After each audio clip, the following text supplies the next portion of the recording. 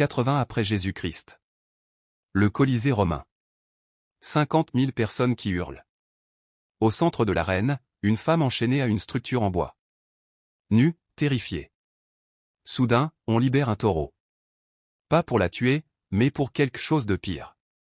Les gardes ont construit une réplique mécanique d'une vache. Ils poussent la femme à l'intérieur et forcent le taureau à la monter. C'est une exécution. Mais déguisée en mythe de Pasiphae, la reine qui a eu des relations sexuelles avec un taureau. La foule applaudit. Les enfants regardent. Les sénateurs rient. Bienvenue dans le divertissement romain. Ce n'est pas de la fiction. Ça s'est vraiment passé. Le poète Martial était présent à l'inauguration du Colisée et il l'a écrit. Nous avons vu Pasiphae unie au taureau. La légende antique a reçu son témoignage sous César. Rome, le plus grand empire de l'histoire. Des lois, des aqueducs, de la philosophie, et ce viol public transformé en divertissement familial.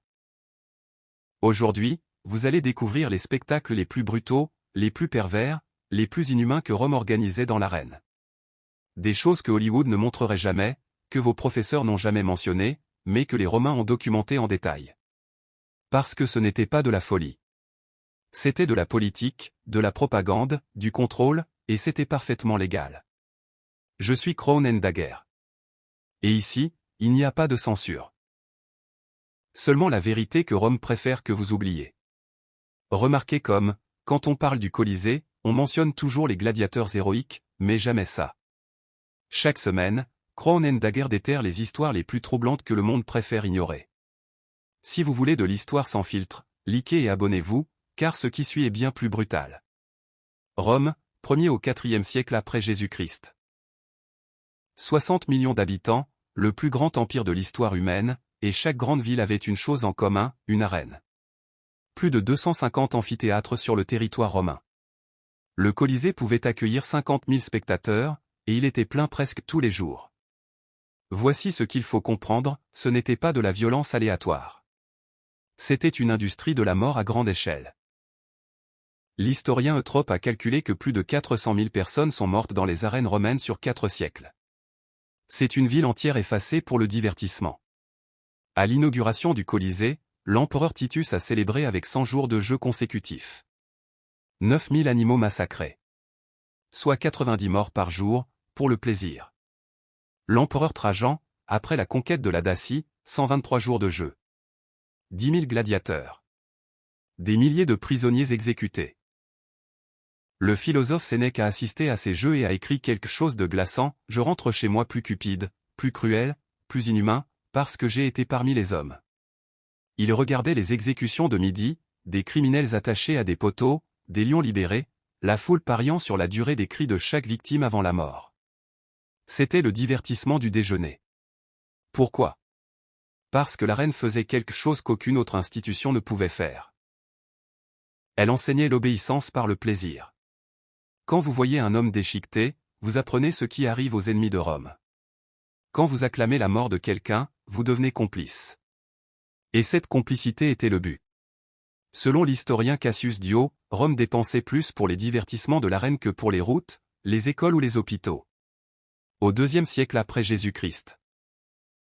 Ils avaient des chaînes d'approvisionnement pour ramener des lions d'Afrique, des criminels de Gaule, des chrétiens de Judée.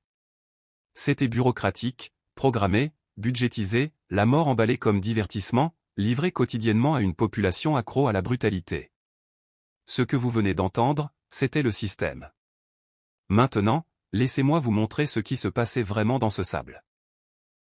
Les spectacles qui faisaient acclamer 50 000 personnes pendant que l'humanité mourait sous leurs yeux. Commençons par les origines, tout a commencé lors d'un enterrement avec du sang. 264 avenue Jésus-Christ. 3 fils veulent honorer leur père défunt, pas avec des prières, mais avec du sang.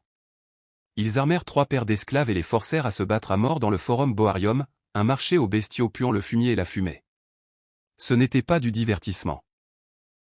C'était un munus, un devoir envers les morts. La pratique venait des ennemis de Rome, les Campaniens et les Samnites.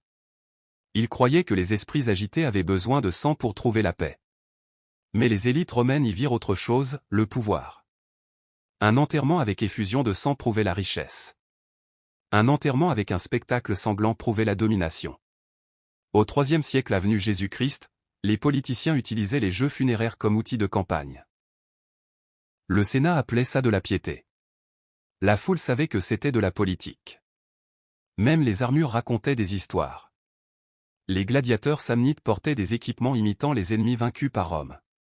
Chaque coup était une rediffusion des victoires romaines. La mort devenait propagande. Les tribunes temporaires en bois cédèrent la place à des amphithéâtres permanents. Des temples à la violence où la mort murmurait le même message. Rome commande aux hommes, aux armées, même à la mort elle-même. Si les jeux funéraires étaient le début, ce qui suivit transforma l'arène en le spectacle le plus cruel de Rome. Parce que Rome découvrit quelque chose, la souffrance exotique se vend mieux que la mort ordinaire. Des lions d'Afrique du Nord, des léopards du Caucase, des crocodiles du Nil, des girafes traînaient à travers les déserts. Ils n'étaient pas exposés comme des merveilles. Ils étaient condamnés comme proie dans un carnaval de massacres. Les Romains appelaient ces spectacles des venationes, des chasses, mais ce n'étaient pas des chasses. C'étaient des exécutions de la nature elle-même. Jules César donna le ton en 46 avenue Jésus-Christ en paradant une girafe, la première jamais vue en Europe. Ils l'appelèrent Camelopardalis parce que Rome n'avait pas de mot pour ça. Peu importe. L'animal fut jeté dans le sable pour être déchiqueté. Le message. Si Rome pouvait capturer les bêtes les plus étranges vivantes, elle pouvait conquérir n'importe quoi. Le massacre explosa. À l'inauguration du Colisée, l'empereur Titus supervisa la mort de plus de 9000 animaux en un seul festival. Les archéologues ont trouvé des os marqués de traces de famine délibérée. Lions et ours étaient affaiblis au préalable pour garantir une mise à mort rapide et sanglante. En coulisses, la logistique était brutale. Des caravanes traînaient des cages à travers des déserts brûlants. Des flottes les transportaient sur le Nil. Les dresseurs risquaient leur vie pour livrer des trophées vivants à une ville qui exigeait du sang frais à chaque lever de soleil. Pline l'Ancien avertit que des espèces rares disparaissaient de leur terre natale. Lions, léopards, éléphants poussés vers l'extinction. Le Colisée n'était pas seulement un théâtre de la mort. C'était une boule de démolition écologique. Les massacres d'animaux attiraient les foules. Mais Rome en voulait plus. Du suspense, du déséquilibre, des combats où l'issue était truquée, mais la souffrance réelle. Du théâtre déguisé en combat. Quand vous imaginez un gladiateur, vous pensez à deux guerriers égaux. La réalité était tordue. Rome prospérait sur le déséquilibre. Des combats conçus pour la cruauté. Des prisonniers et criminels poussés dans l'arène, habillés en clowns, armés d'épées en bois, envoyés mourir contre des tueurs aguerris. La foule se moquait pendant que les condamnés s'agitaient et tombaient. Exécution publique déguisée en sport. Les armes devenaient des personnages. Le Rotarius combattait avec un filet de pêcheur et un trident contre le secutor dont le casque était conçu pour dévier le filet. Ce n'était pas une question d'habileté. C'était du suspense. Le filet attraperait-il ou l'épée briserait-elle? Parfois, un gladiateur affrontait plusieurs adversaires. D'autres fois, des unités entières s'entrechoquaient, transformant l'arène en marécage de sang et de cadavres mutilés.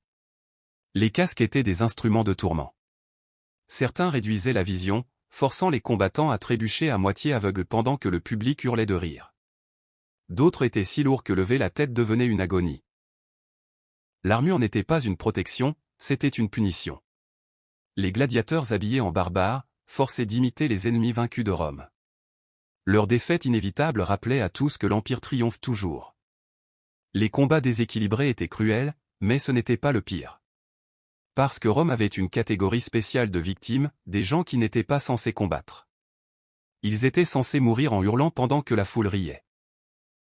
À midi, le combat cédait la place au théâtre avec la mort au centre de la scène.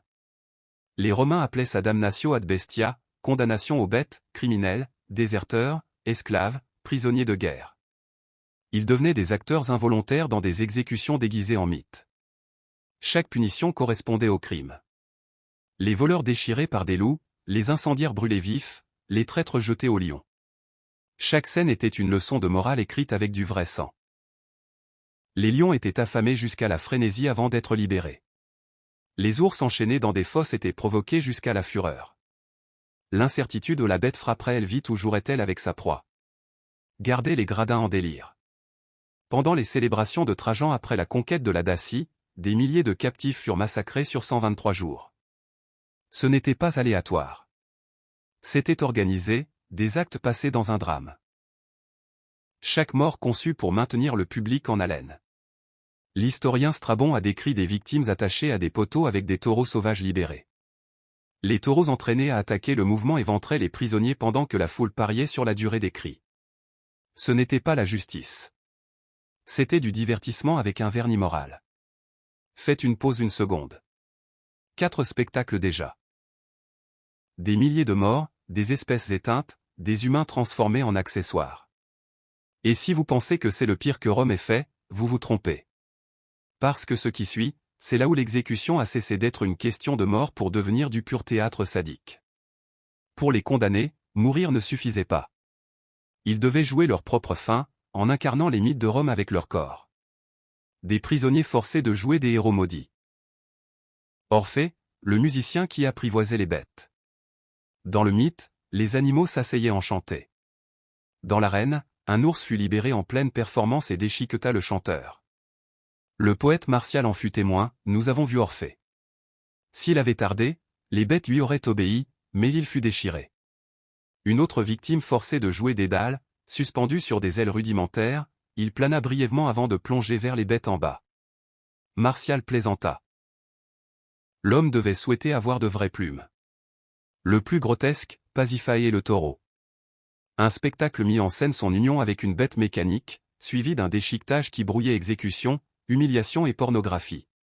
Tertullien nota que des prisonnières étaient parfois habillées en prêtresses et violées devant la foule avant d'être tuées. Le message, Rome possédait ses mythes comme elle possédait ses peuples. Héros, vilains, rois, reines. Personne n'était à l'abri d'être réécrit en accessoire dans un pageant de mort. Pour les spectateurs, des sideshows pour les condamnés, des fins agonisantes habillées en costume. Pour Rome, de la propagande faite chère. Tout ce qui précède se passait sur Terre, dans une arène normale. Mais Rome n'était pas satisfaite.